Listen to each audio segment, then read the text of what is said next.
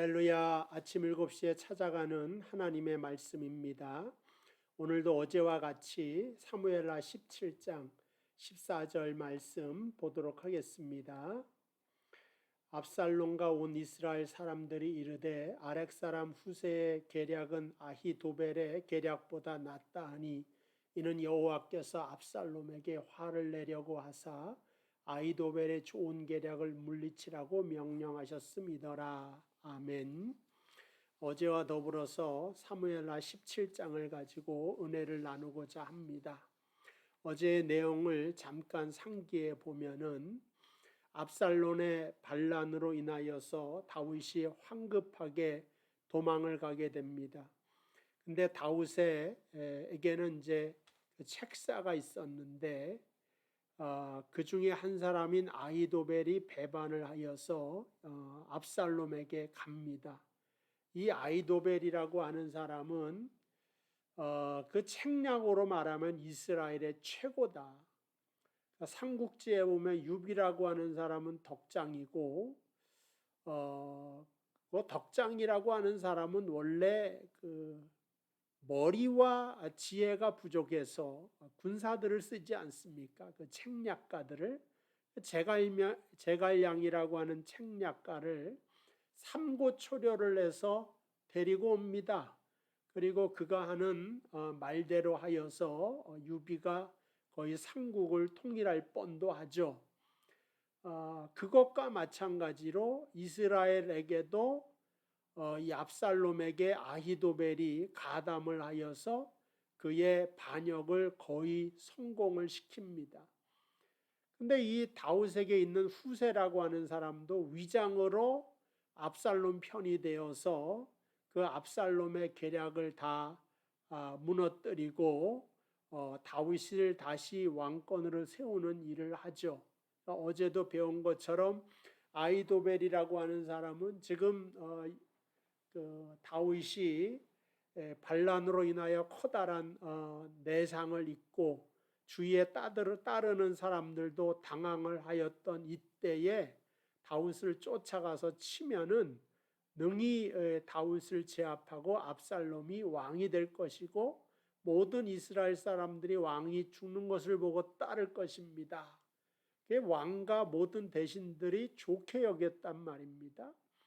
근데 이러한 커다란 일을 함에 있어서 불안한 마음이 들은 압살롬이 그 후세라고 하는 책략가가 다시 자기한테 왔다는 이야기를 듣고 그에게도 똑같은 그 말을 듣습니다. 이 문제를 어떻게 하면 좋겠는가? 그때 후세는 지금 치지 마십시오. 잘못하다가 다윗이 작은 승리라도 하면 그것 때문에 사기가 올라갈 것인데 그들은 싸움에 능한 사람이고 지금 분노가 하늘을 찌르고 지금 안 됩니다. 나중에 이스라엘 백성들을 군사를 대동해서 큰 군사로 무찌르는 것이 좋겠습니다. 그 말을 하였을 때 압살롬이 홀라당 거기에 넘어가서 아히도벨의 책략을 버리고 후세의 책략을 따르고 그로 말미암아서 아히도벨은 목매달아 자살해 버리고 뭐 이러한 일을 겪으면서 다윗이 다시 왕으로 등극하게 되며 압살롬은 죽게 됩니다. 자기가 자랑하는 머리카락 때문에 죽게 되죠. 하나님의 보호하심이 다윗과 함께 있으며 하나님의 복주심이 위기는 있지만 끊임없이 계속되고 있다고 하는 사실을 우리에게 알려주고 있고 그 장면이 14절에 나와 있습니다. 이는 여호와께서 압살롬에게 화를 내리려 하사 아히도벨의 좋은 계략을 물리치라고 명령하셨음이더라. 압살롬을 무찌르고 다윗을 보호하고 다윗에게 복 내리기를 취소하거나 후퇴하거나 그것을 무효화시키지 않았다고 하는 하나님의 계획과 작정이 그대로 이루어졌음을 우리에게 알려주고 있습니다. 그러니까 문제는 여기서 모든 역사의 주인공은 하나님이시죠. 근데 여기서 보면 하나님이 전면에 나셔서 압살롬을 무찔러 주시고 뭐 벼락을 내리시던가 뭐 꿈에 나타나셔서 직접적인 개입을 하지 아니하시고 배후의 그 모든 역사를 하나님이 주관하신 것으로 설명을 해놓고 있습니다. 그래서 인간적인 눈으로 보았을 땐 이 일을 통하여서 하나님이 과연 해준 것이 무엇인가 알지 못할 수도 있죠. 성경의 시각은 하나님이 하셨다는 것인데 인간적인 눈으로는 하나님의 직접적인 개입이 나타나 보이지 않는다고 하는 것입니다. 우리의 눈에 보이기에는 그저 뭐라 그럴까 하여간 아무것도 신적인 개입이 보이지 않는다. 그래서 우리가 뭐 인간이 준비하거나 그 다음에 꾀를 내거나 재주와 선택을 잘해서 역사의 중요한 부분을 이끌어가는 것처럼 느껴지는데, 그러니까 상식적인 산에서 하나님 없이 움직이는 것 같은데 그 배후에는 하나님이 끝까지 다윗을 책임지시고 그와 함께 하시는 것을 14절에 분명하게 말씀해 주고 있습니다. 그리고 우리는 14절 읽을 때 과연 하나님 살아계시고 역사하는구나, 아멘, 그러지만 실제적으로 우리 주변에서 지금 이루어지고 있는 하나님께서 배후에 역사하는 부분에 대해서는 우리의 눈으로 보이지 않기 때문에 우리도 그냥 지나칠 수가 있다고 하는 것입니다. 하나님의 역사가 매우 많이 감추어져 있는 상태로 나타나져 있습니다. 그래서 모든 것들이 뭐 코로나의 문제부터 시작하여서 이러한 것에 하나님의 개입이 들어설 여지가 없이 모더나가 나오고 화이자가 나오고 아스트라제니겐 뭐 이러한 회사들이 나오고 뭐 다국적 제약 뭐 의사 누구누구 이런 것들이 다 나와서 그들이 영웅이 된 것 같지만, 그러나 이 모든 것 속에 하나님의 배후가 있는 것을 모를 경우가 있다. 그리고 적게는 내 인생을 통하여서도 내가 공부를 해서 신학교에 들어간 것이고, 내가 프로포즈를 해서 저 사람을 만나 결혼하게 된 것이고, 그래서 우리 아이들이 있는 것이고, 뭐 이런 것들이 있지 않습니까? 그런데 그 뒤에서 역사하는 하나님의 능력을 잊지 말아야 된다고 하는 것입니다. 많이 잊어버리는 것이 제가 그 요한복음 14장에 나와 있는 그 8절이죠. 빌립에 대한 이야기입니다. 예수님께서 너희가 나를 알았다면 내 아버지도 알았을 것이다 그랬는데, 빌립이 말하되 주여 아버지를 우리에게 보여주십시오. 그리하면 족하겠나이다. 나를 보았으면 아버지도 보았다는데 아버지를 보여달라고 말을 하는 것입니다. 예수님 속에서 빌립의 눈으로는 하나님을 발견하지 못한 거예요.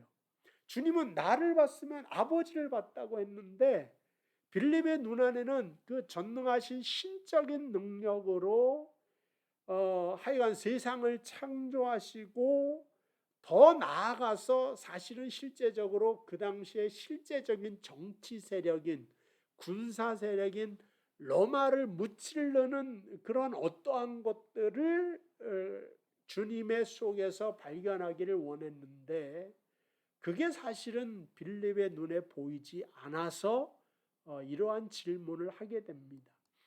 빌립뿐만 아니라 똑같이 그 세례 요한도 마찬가지죠. 그는 광야에서 외치는 자의 소리라 예수 그리스도를 증언했던 사람인데, 그가 감옥에 갇히어서 그리스도께서 하신 일을 듣고, 마태복음 11장 2절이에요.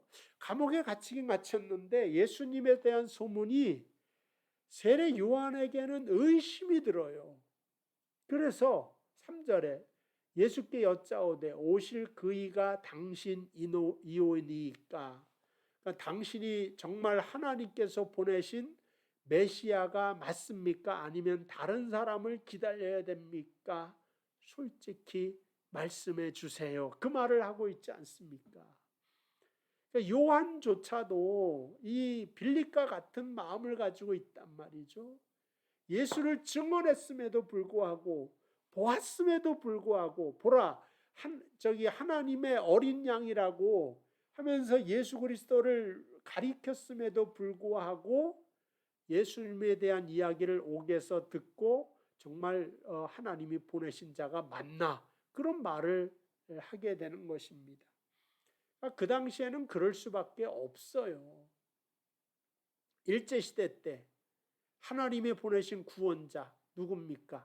독립을 이룰 만한 능력을 가진 자가 아닙니까? 하나님 보낸 자는 그걸 해야 돼. 이스라엘의 하나님이 보낸 자. 근데 그걸 하지 않는다는 거죠.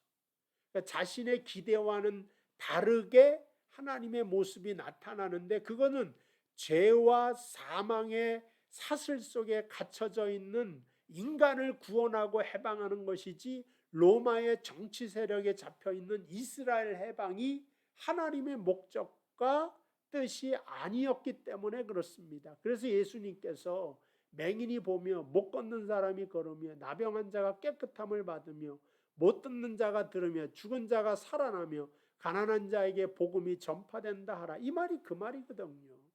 정말 이 죽은 자가 다 살아날 정도로 생명의 역사와 보는 역사와 못 보는 사람들이 하나님의 나라 듣때 하나님의 말씀을 듣기도 하고, 막 이 생명이 영적으로 막 자유함을 얻어 살아나게 되는 이러한 것을 주님이 설명하고 있는데, 사실은 빌립도 못 알아먹고 세례 요한도 못 알아듣더라 이거죠. 그러면 오늘날 이 시대를 살고 있는 우리는 어떻겠는가?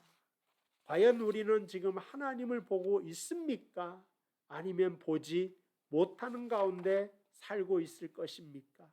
한번 잘 생각해 볼 필요가 있다 하는 것입니다. 그래서 오늘 성경이 하고 싶은 이야기가, 하나님이 지금 다윗 편을 들고 있지 않습니까? 하나님이 다윗을 작정하시고 목표로 세우셨는데, 후세로 인하여서 구원을 받는데, 그러면 후세가 없으면 다윗이 망하고 압살롬이 반란에 성공했겠느냐? 만약 그때 압살롬이 후세를 꾸짖으며 너는 배신자다, 너는 스파이다, 아히도벨의 말이 맞다, 군사를 이끌고 다윗을 쳐들어갔으면 정말 다윗을 그 압살롬이 그렇게 했으면 이겼겠는가, 그거죠. 그게 아니라, 성경이 말하고자 하는 것은 후세가 있던 아히도벨이 있던 그것과 상관없이 그 배후에 하나님께서 다윗을 편들고 다윗을 보호하는 것에 대하여서는 변함이 없으신 하나님의 뜻이라고 하는 것을 말씀해 주고 있는 것입니다. 후세가 없으면 전세라도 하나님이 보내시고, 전세가 없으면 중세라도 보내시고, 이거는 다 조연들입니다. 진짜 주연은 하나님에게 있다. 근데 우리는 빌립처럼 못 알아먹고 세례 요한처럼 못 알아먹어서 하나님을 때로는 원망하고 하나님에 대하여 오해하는 모양으로 살고 있다고 하는 사실을 알 수가 있는 것입니다. 그러니까 하나님의 목적이 다윗을 세워가지고 어떻게 해요?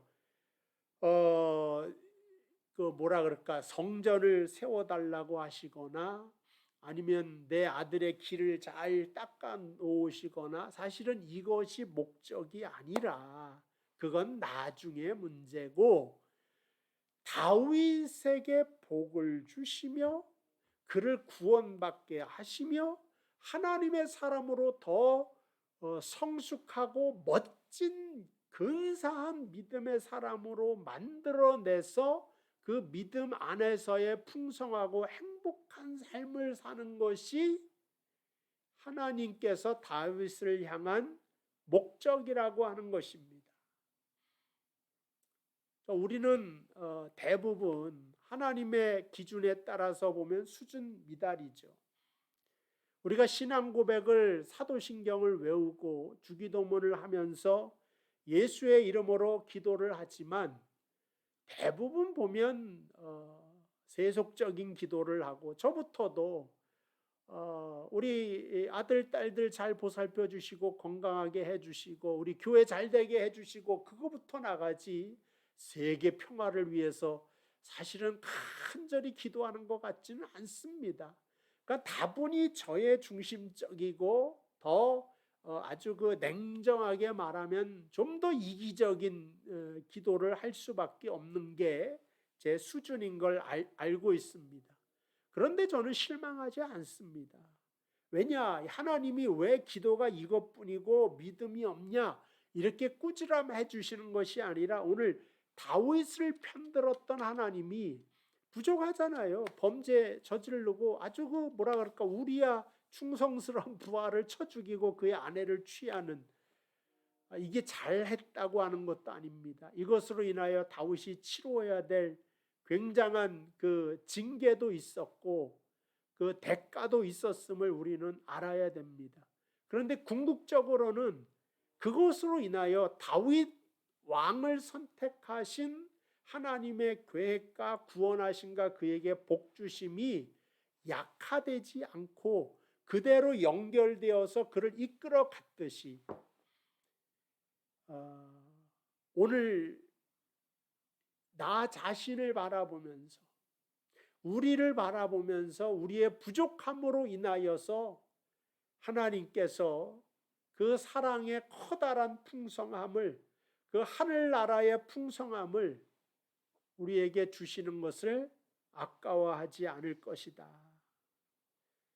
우리의 존재가 그 하나님의 커다란 충만함에서 배제되지 않고 세상 끝까지 하나님의 그 계획 속에서 보호받고 있다고 하는 사실을 기억하면서 우리가 살 필요가 있다라고 하는 것입니다. 오늘 주신 하나님의 말씀을 다시 한번 잘 생각해 보면서 여러분들의 모든 삶을 통하여서 이것이 아니면 세상이 안겨다 주는 이것이 아니면 하나님의 역사가, 나를 도울 하나님의 길이 다 끊어진 것처럼 착각하지 마시고, 후세가 아니더라도 아이도벨이 뭐 그런 사람 다 필요 없어요. 성경이 우리에게 알리고자 하는 건 14절입니다.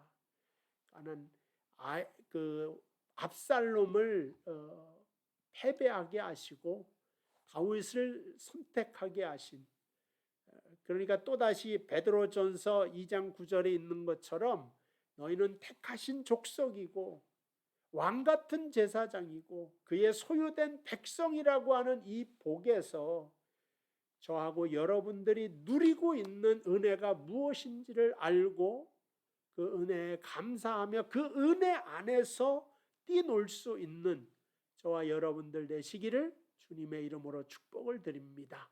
기도하겠습니다. 하나님 아버지, 은혜와 사랑을 감사합니다. 다윗의 인생을 통하여 가장 어려운 일이 있을 때 그 역사 속에 후세를 보내사 그를 구원하셨습니다.